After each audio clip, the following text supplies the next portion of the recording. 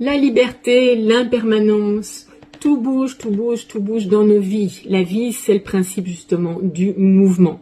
Donc il faut accepter que tout change, il faut accepter cette impermanence des choses pour pouvoir libérer fondamentalement les choses qui nous bloquent. Si on s'accroche, si on est dans l'attachement des choses, que ce soit relationnel, dans la matière, dans les mécanismes, dans vos habitudes, c'est ce qui vous empêche d'arriver à votre vrai libre arbitre, votre vrai pouvoir.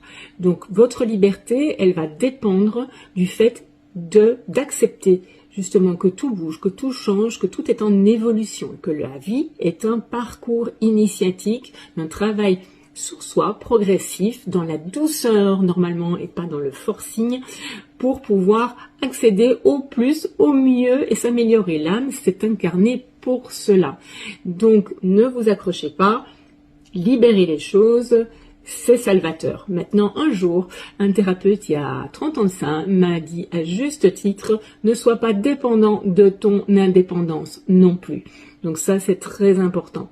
Parce que moi, j'étais aussi très dépendante. Donc tout ce travail que je vous fais faire en séance, je l'ai bien entendu accompli moi-même dans mes propres blessures et dans mes propres fonctionnements.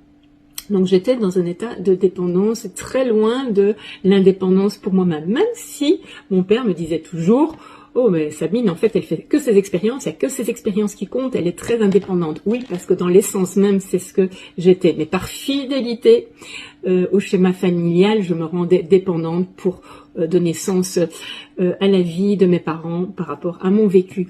Donc, effectivement, il ne faut pas non plus tomber dans l'autre travers d'être dépendant de notre indépendance, dépendant de notre volonté absolue de liberté. C'est pas là où ça se place. Ça se place dans l'acceptation du mouvement, de cette impermanence, de ce changement, de cette joie d'évolution de l'âme qui s'améliore, qui se retrouve au plus proche de qui elle est. Et c'est ça votre vraie liberté. Ça bouge tout le temps.